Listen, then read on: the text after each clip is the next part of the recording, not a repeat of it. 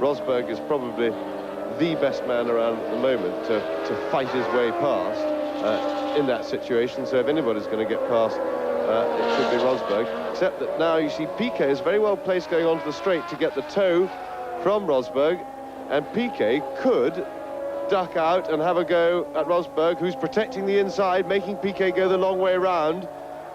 They're going in absolutely side by side, and he does it. Did it round the outside.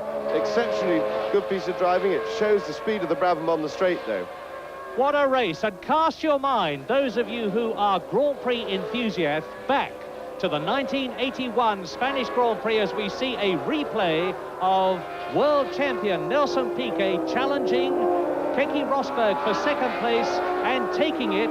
Rosberg, as James said, made him go round the outside, but there's an indication of how well that chassis of Piquet's Brabham and the tyres put the car down onto the road, and Piquet is right back with Villeneuve. And I was saying, cast your mind back to last year's Spanish Grand Prix over the Jarama circuit, which is even tighter and twistier than this one, where Gilles Villeneuve in the turbocharged Ferrari got into the front, and notwithstanding the fact that there were better handling cars behind him, he just hung on and refused to give way, as a result of which he crossed the line to win, with 4 cars tucked right up behind each other's gearboxes in what must have been just about the closest finish of Grand Prix racing of all time. And we could get a repeat, because Riccardo Patrese is actually closing up, and Piquet's going through.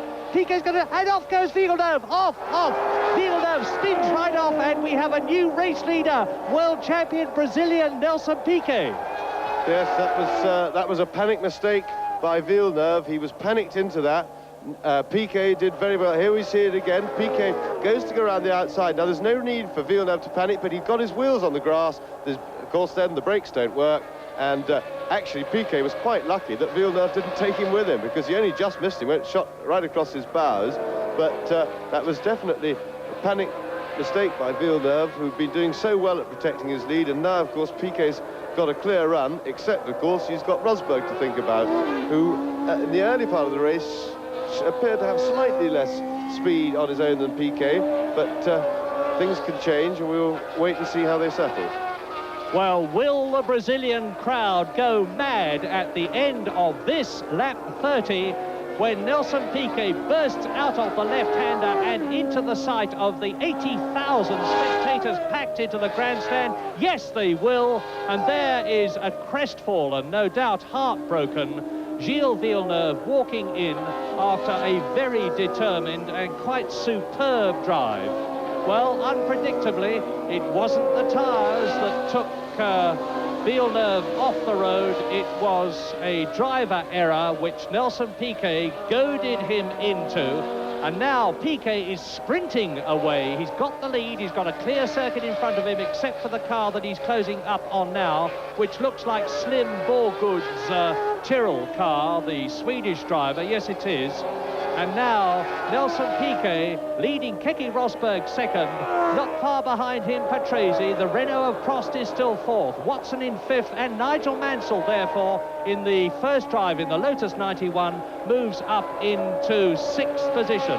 In seventh position, it is Eliseo Salazar. In eighth position, it is Didier Pironi. In ninth place, it is Michele Alboreto in the Tyrrell, the teammate of Borgud that Nelson Piquet has just passed on his 31st lap. And we are almost exactly, in fact, exactly at this point, a half distance of this Brazilian Grand Prix, where we have seen Didier Pironi drop out of the running with a spin, a very clean start, which Villeneuve took the lead at straight away.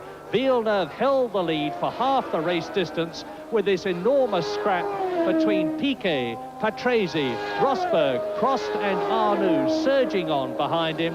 Arnoux right out of the running, the man who won the Brazilian Grand Prix in his turbocharged Renault in 1980. Alain Prost, who won the South African Grand Prix, is in fourth position. And for the moment, and I suspect it is only for the moment, as we watch number 6, Keke Rosberg in second place, Nelson Piquet holds a secure lead.